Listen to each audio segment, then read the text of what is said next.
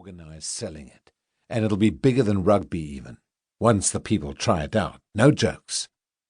Me and Ari Blumenthal and Patrick Cohen.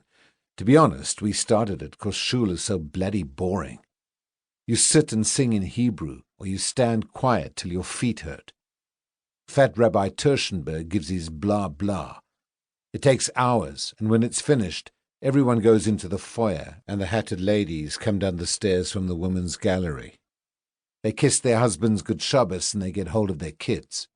Then the whole lot herds off up the path to the Kiddush hall, where they fresh off paper plates piled with kichel and herring, and gargle down little bottles of Coke and Fanta. Not us. Our folks don't come to shul on Shabbos. Instead, we've saved up the bottle caps from those little bottles. We've rubbed the tops of the caps like mad on the rough steps outside, like we're trying to set them on fire, which gets them all silver and smooth. A ready one is called a slink. All the time the people are in the foyer, the three of us are waiting, all ants in pants, but pretending not to show it, pockets full of slinks. When they're gone, old Wellness, the Zulu caretaker, he comes limping in and switches off the big bronze chandeliers, one by one. When the last one is out and it's darkened and Wellness has hopped off, we three jump in like a shot and start our match. It's like this every week. We use the patterns on the foyer's marble floor for lines and goals. Slinkers is complicated, eh? Got like 1,000,000 special rules. Pats always says it's not just scoring a goal that's the hard part. It's getting to the goal. Well, not for me. Not today. I score another one off a free kick, and I'm giggling so hard I have to lie down. When we start the next round, it hits me like an uppercut to the body, a liver smasher, Marcus calls it, that I am about to win the whole bloody match. I look at my friends. They're still not looking at me. Not a good feeling. Basically, I only have these two friends, okay? My shul friends. I mean, that's it. I don't really like to think about why that's so, but it's the truth.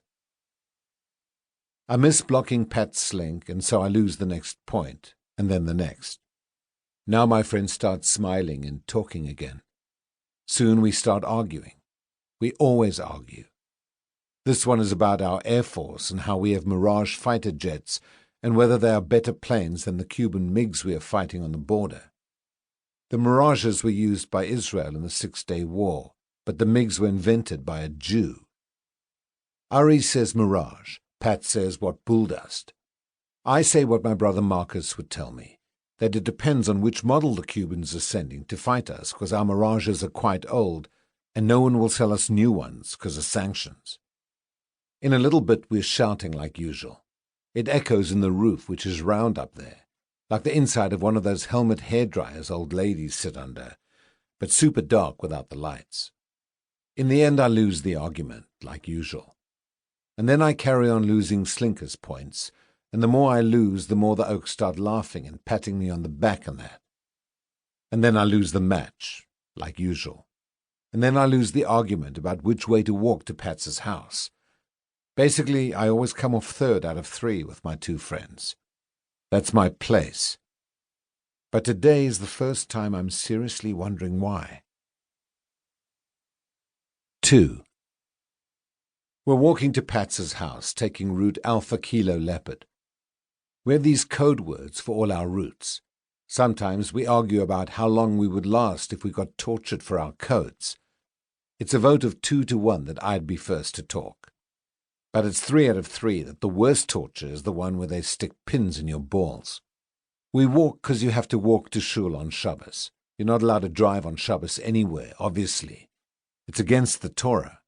So it would be chutzpah deluxe to rock up at the shul in a car. Old man Meyerson did it one time, got a lift with his son Neil, who dropped him off outside, and no one talks to him anymore. We reach the Emerensha Dam by 1 o'clock or so, and I feel the wind fresh in my face with the hot sun. The water is sparkly and full of little waves. The fishermen put knobs of mushed bread on their lines so they can see them stretching from the rods. Kayakers are going hell for leather, and windsurfers are falling and getting up and bending over to pull up their heavy sails. Ice cream man has those fat round...